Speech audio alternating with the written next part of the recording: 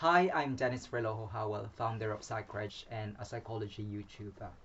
At the core of humanity is connection. That said, isolation and social distancing can come at a cost to our mental health. But thankfully, technology is available for us to support and lift each other's spirit. During isolation, it is best to keep ourselves busy. Do a couple of those jobs you've been putting off. Read a book or phone your family and friends. In these challenging times, I feel that it is also important for us to tap into our ability to be resilient, our ability to bounce back and recover from adversity.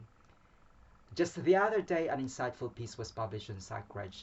It talks about post-traumatic growth in light of the coronavirus. This is a pandemic, but just like everything else, this too will pass. Hello, I am Dr. AMONEETA, a counseling psychologist. The current pandemic poses many challenges to maintaining mental well-being. It is normal to experience a wide range of common emotions. On top of all the stressors caused by the situation, isolation can take a toll since we are social creatures. Extroverts are likely to be affected even more. While not a perfect substitute for in-person, face-to-face video chats can mimic real interactions. Some may find it helpful to try novel experiences and/or meet new people online to feed their need for excitement. If providing and receiving support through your network and relying on your own inner resources does not seem to be enough, there are various ways to seek professional help online. This time could also be an opportunity to self-reflect and build better versions of ourselves spiritually, physically, intellectually, and psychologically. Hi, I'm Dr. Cathy Bush, and I just wanted to talk for a minute about the idea of contagion. Not the virus kind that we're all talking about right now, but more the emotional kind. And so emotional contagion is real, and you have the ability to influence the emotional attitudes and thoughts and behaviors of the people around you directly, as well as the people that you interact with for work, let's say virtually, probably right now. So if you adopt a sort of negative emotion, chances are you're going to be spreading that to other people. And if you adopt a positive emotion, chances are people will pick up on that as well. So when you decide that you want to intentionally be positive, and that positive emotional contagion will spread to others, likely you're going to feel better as well. So just a little food for thought to choose some positive energy and be the person who helps other people catch that positive energy as well. Hello, my name's Hazel, and I'd like to tell you about how books can help you with your well-being. I have a book show at Women's Radio Station called Get Booked, which is all about a love of reading and writing. There are so many incredible books out there to suit whatever your need is, whether it's to be entertained, to escape, maybe to improve yourself or learn something. There are just some incredible books and writers out there. If you don't like reading, try Audible. It is a fantastic resource. If you're not sure what book to go for, myself, I have a book blog at hazelbutterfield.com, so there's lots of hints and tips and reviews up on there, as have so many other people as well. If you go on to places like Instagram, and you can just actually search books and whatever genre you particularly fancy, whether it's romance or comedy or learning Japanese, you know, whatever it is, just search it, and it's just so incredibly easy. Use your time wisely, stay safe, calm and healthy. Hello guys, my name is Nina Clark and I am the founder of Nightire sleepwear. So we find ourselves in crazy times. I think that this is something that none of us have ever experienced in our lifetime. And I know that it is tough to A, keep perspective, B, just to keep the anxiety levels at bay, C, to stay positive, and D, just to keep going, to have enough energy to just keep on pushing, to keep on working, and just to, just to move forward. I would say that the key to all of this really is a good sleep.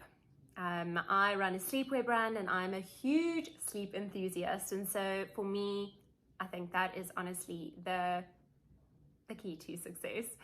And so make sure that you get your 7 to 8 hours of sleep every night. I know that you might be struggling to fall asleep because there are so many anxious thoughts going around in your head. You might be struggling to stay asleep, or you might feel incredibly sleepy all the time because your energy levels are so low. If you do struggle to fall asleep, I would suggest steering clear of the news just before bed, actually a couple of hours before bed. Don't overindulge in the bad news because there is just so much of it out there at the moment. Make sure that you have a good bedtime routine so that you can just give your body some time to relax, to build up the melatonin levels, to just get rid of that incredibly anxious feeling that I know that we've all been carrying around with us the whole day, every day lately. And make sure to turn down the lights real low before you go to bed, because that helps your body to realize, okay, it is time to go to bed now. Those are my 3 top tips. Hello, my name is Olivia DJOUADI. You may be on lockdown right now and as a result working online with your clients or possibly via phone. I think it's important to remember that it is a stressful time for everybody, including yourself and also your clients. So tips may be to guide people to journal or remember the techniques you taught them if they were feeling stressed.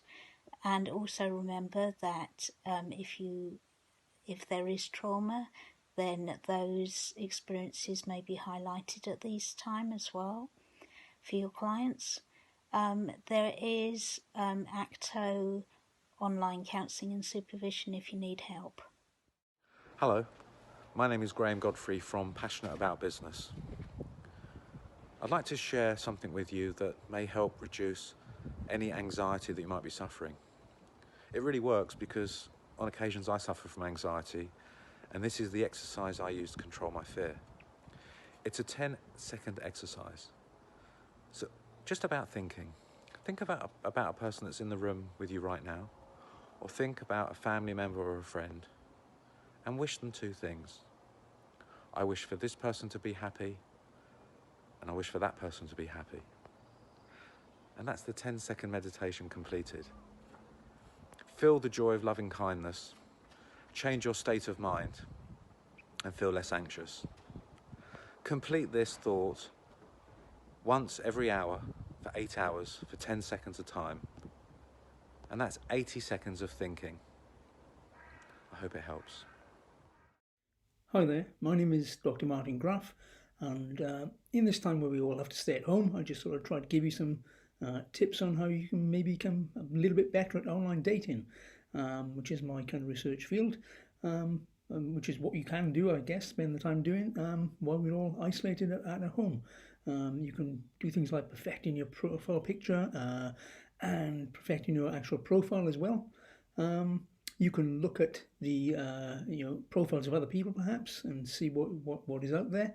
Maybe even contact some people with a view to meeting up at some later stage. But be honest, don't try to construct a profile which isn't you, because if your end game is to meet them, then you have to be honest and you have to say exactly what you're like. Okay, happy dating.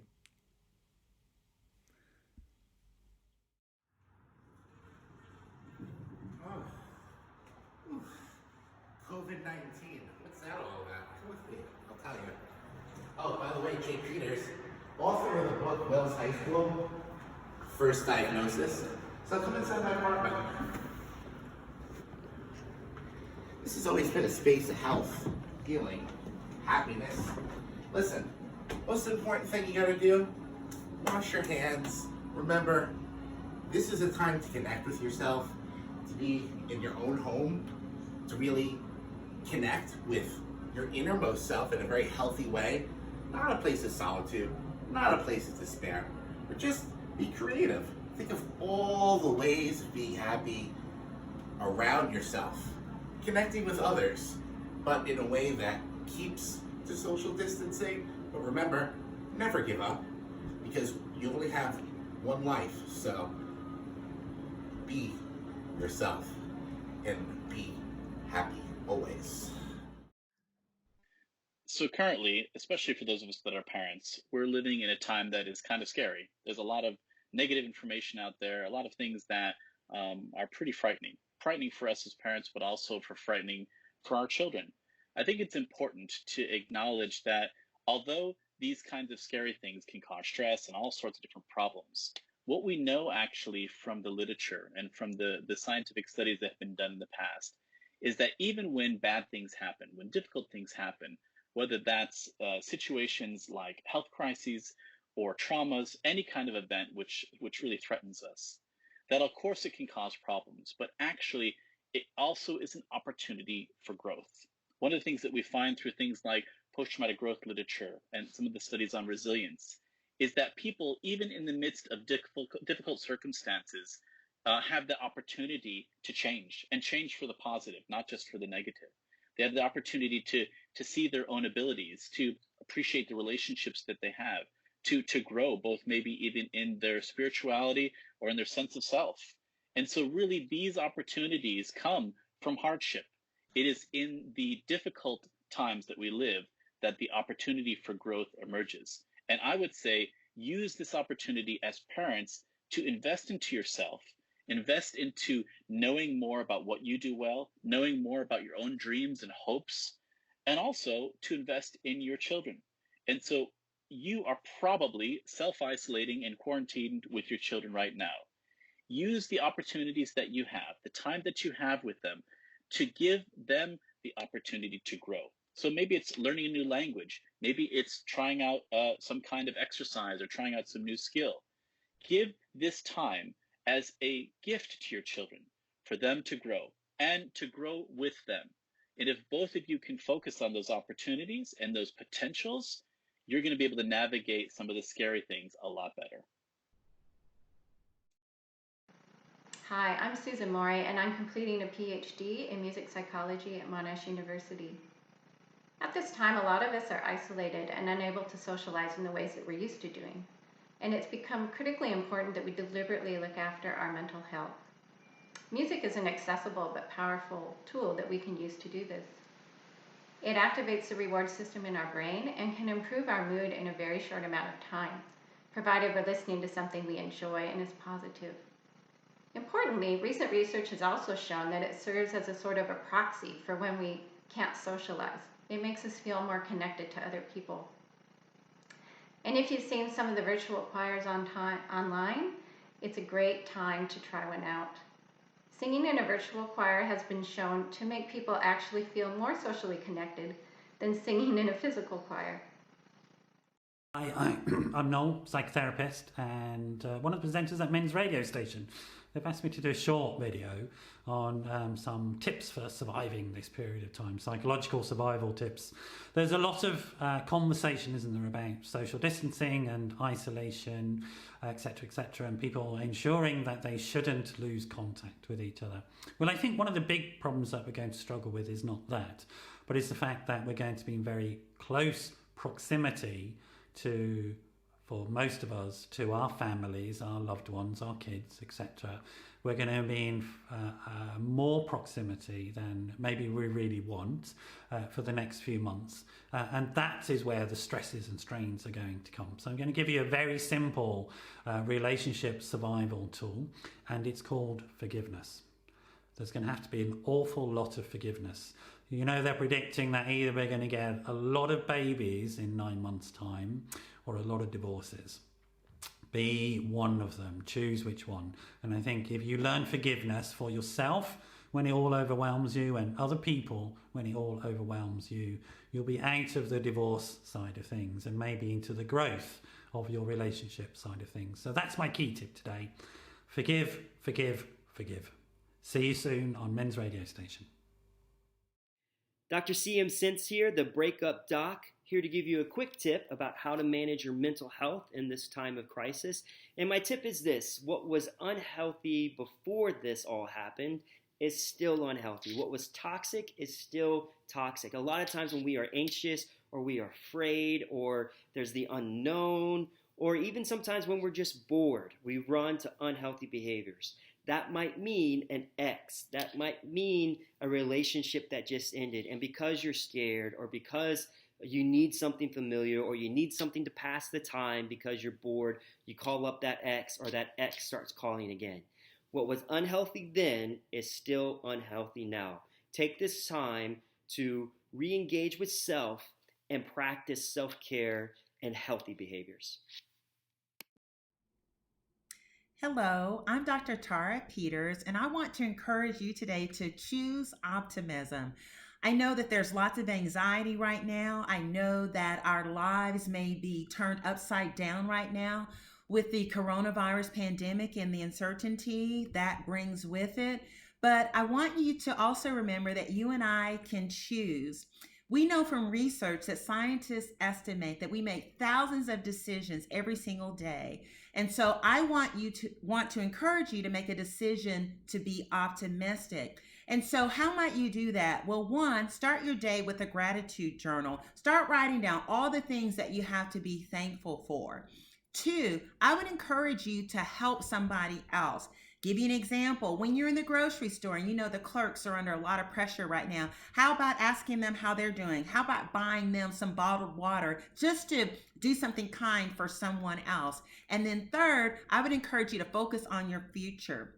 The coronavirus pandemic will pass. And so what can you be doing right now to prepare you, yourself, or your business for the post-coronavirus future that we're going to have? So maybe you've always wanted to go back to school. Well, now's a great time to start researching those degree programs and maybe even completing your application so that you can start your studies in the fall. So today, I encourage you to choose optimism. Hello, my name's Claire Stead. I'm the creator and founder of Oliiki, an app for parents in the first 1,000 days of life. And I would like to talk to you today about what we can do to help ourselves in this period of time now that we're in.